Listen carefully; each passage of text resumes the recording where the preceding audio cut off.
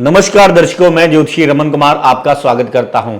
दर्शकों, हर प्रकार का दुख हमारी दूर करने की ताकत रखता है ये पंचम भाव। हमारी हर प्रकार की इच्छा ये पंचम भाव पूरी करता है। देखिए, यहां से हम कौन कौन सी चीजें प्राप्त कर सकते हैं।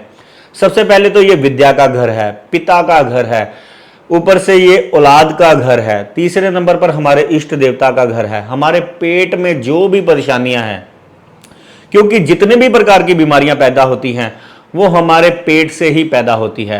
ये हमारे पेट में आंतड़ियां, लीवर, किडनी, जो भी हमारे पेट में जो फंक्शन है, ये उसको सुचारू ढंग से चलाने की जो कैपेसिटी है वो हम इस घर से देखते हैं। जिसका पंचम भाव बढ़िया होता है, ऐसे इंसान को ना बीमारी लगती है, ना उसको धन की कमी सताती है, उसको पिता का भी सुख मिलता है, उसको पुत्र का भी सुख मिलता है। ऐसा इंसान पढ़ा लिखा भी होता है या कम पढ़ा लिखा भी हो, अगर इसका स्वामी अच्छी जगह पर बैठा है तो आपका यह जीवन बहुत ही आराम से और खुशियां मनाते गुजरेगा। आपकी उम्र लंबी होगी, आपको पुत्रों का, परिवार का, पिता का, हर प्रकार का सुख मिलेगा। उसके पीछे एक और लॉजिक है, क्योंकि छठा घर होता है हमारा कर्ज का, नुकसान का, दुश्मनों का, बीमारियों का, और उसका नाश करता है। उससे 12वां घर पड़ता है पंचम घर। अगर आप जिंदगी में स्ट्रगल फील कर रहे हैं, आपका यानी कि भागदौड़ पीछा नहीं छोड़ रही, कर्ज छोड़ नहीं रहे पीछा, शत्रु आपका पीछा नहीं छोड़ रहे, बीमारियों के आपके जो है खर्चे रुक नहीं रहे, तो पंचम भाव के स्वामी की अगर आप पूजा करते हैं तो जहां पर आप बीमारियों पर खर्च कर रहे हैं तो आपका खुशियों पर होना शुरू हो जाएगा। अगर आप कर्ज में डूबे हुए हैं तो ये आपको अनएक्सपेक्टेड प्रॉफिट दिला देगा, क्योंकि 5वां घर लक्ष्मी का घर है।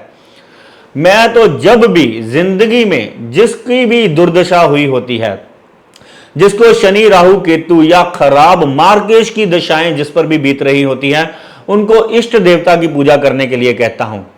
क्योंकि इष्ट देवता की पूजा करने के साथ साथ एक तो हम भगवान के जो है शरण में चले जाते हैं।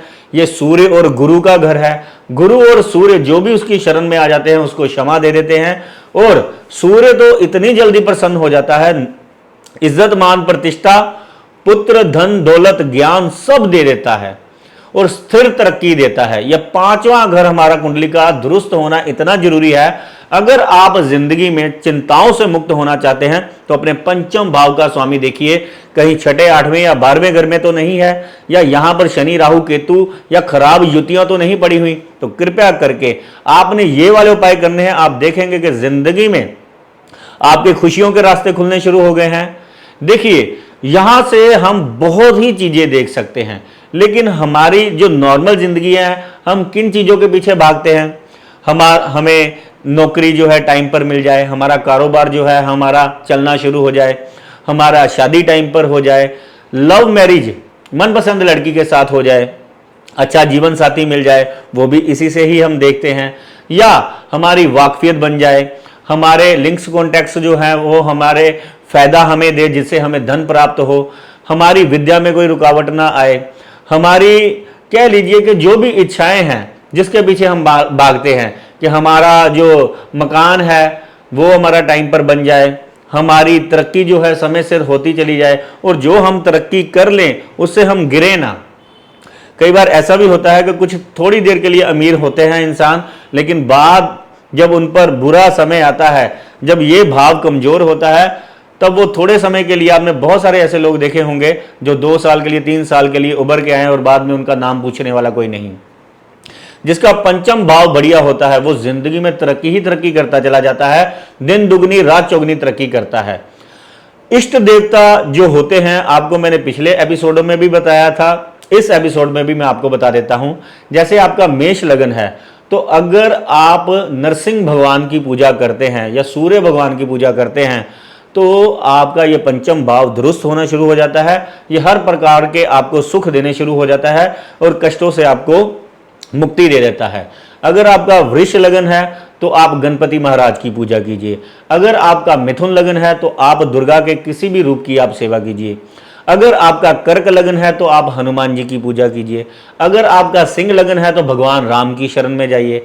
अगर आपका कन्या लगन है तो भगवान भोलेनाथ, जिसमें रुद्र रूप है उनका, जो क्रोध में खड़े होते हैं, ऐसे अगर आप महाकाल की अगर सेवा करते हैं तो आप देखेंगे कि दिनों में ही आपकी परेशानियों का छुटकारा हो गया है। चाहे रोग हो, शोक हो, दुश्मन हो, बीमारी हो, धन की कमी हो, पुत्र संतान प्राप्ति हो, सब प्रकार की आपकी ये चिंताएं दूर हो जाएंगी। अगर आपका तुला लगन है तो आपने भोलेनाथ के ऐसे स्वरूप की सेवा करनी है जहां पर वो ज्ञान मुद्रा में स्माइलिंग फेस में बैठे हुए हैं। तो हर प्रकार का आपको ज्ञान भी होना शुरू हो जाएगा। आपको दुनिया में आप कैसे विचरना चाहिए, आपको ये भी आपको अंतरात्मा से ही आना लग पड़ेगा, क्योंकि तुला लगन वाले बहुत सारे ऐसे लोग मैंने देखे हैं जिनकी भावनाओं पर उनको कंट्रोल नहीं है। अगर किसी पर तो दयाल हो गए तो फुल बटा फुल, जिसके साथ दुश्मनी पड़ गई, इनको अपनी फीलिंग्स पर कंट्रोल नहीं होता। अगर आपका वृश्चिक लगन है तो आपने भगवान राम की सेवा करनी है। अगर आपका धनु लगन है तो भगवान हनुमान जी की सेवा करनी है आपने। अगर आपका मकर लगन है तो माता रानी लक्ष्मी की आपने सेवा करनी है। अगर आपका कुंभ लगन है तो गणपति महाराज की पूजा करनी है। अगर आपका मीन लगन है तो भोलेनाथ की सेवा करनी है आपने। देखिए, इष्ट देवता के बारे में मैं जल्दी से जल्दी, क्योंकि एपिसोड बहुत लंबा हो जाएगा, अब मैं बताता हूं। ये घर जो होता है, जैसे कि मैंने बताया, अगर आप धन की कमी से जूझ रहे हैं, अगर आपको संतान प्राप्ति नहीं हो रही, आपको मान सम्मान नहीं मिल रहा, आपकी नौकरियां जो बार बार छूट रही हैं, आप बदल रहे हैं, आपका चलता चलता कारोबार बंद हो रहा है, आपको लगातार अपने घर में तनाव की आपकी स्थिति बनी हुई है, कारण उसके पीछे पैसा है, आपको पेट संबंधी कोई ना कोई रोग लगा ही रहता है, आपकी विद्या में कोई ना कोई रुकावट बनी ही रहती है, आपको प्रॉपरली मान सम्मान मिलता ही नहीं है, आपको कोई प्यार नहीं करता, आपको अकेला छोड़ दिया जाता है, ये 5वें घर का मालिक आप चेक कर लीजिए, आपका 6, 8वें या यहां पर खराब युतियां हैं, जिसके कारण आप 100 दिमाग लगाकर भी अगर कुछ प्राप्त करेंगे वो भी आपसे हाथ से चला जाएगा। तो इसके लिए परमानेंट एक इलाज है। 5 धार्मिक पुस्तकें आपने लेनी है, उसको आपने गुरुवार वाले दिन लगातार, अगर आप इसको शिव जैसे धार्मिक पुस्तक, अगर आप सिख धर्म से हैं तो गुटका साहिब आप गुरुद्वारा में चढ़ा सकते हैं गुरुवार वाले दिन। अगर आप हिंदू है तो शिव चालीसा, हनुमान चालीसा, दुर्गा चालीसा, जो भी आप इसका दान अगर मंदिरों में करना शुरू करते हैं तो आपके ऊपर जो है बहुत ही कृपा होगी, आपको धन संबंधी परेशानियों से मुक्ति मिलेगी, आपको ज्ञान हो जाएगा कि आपकी जो तरक्की का ब्रिज कहां पर टूटा हुआ है और आपने कैसे आगे जिंदगी में उस ब्रिज को बनाना है, आपने बातचीत कैसे करनी है, आपने अपनी लाइफस्टाइल कैसे चेंज करना है, कहां पर कमी है कि आप सक्सेस की ओर नहीं जा पा रहे।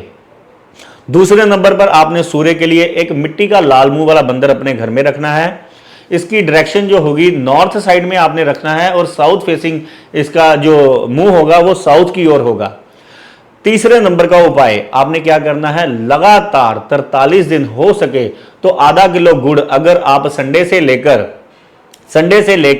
43 दिन लगातार आधा किलो गुड़ अगर मंदिर में जाकर चढ़ाते हैं, शिव मंदिर में या गुरुद्वारे में लंगर में जाकर चढ़ाते हैं, तो सूर्य आपका बली हो जाएगा और ये सारे के सारे सुख आपको मिलने शुरू हो जाएंगे और आपके कामों में जितने भी विघ्न है वो दूर हो जाएंगे। धन्यवाद, नमस्कार।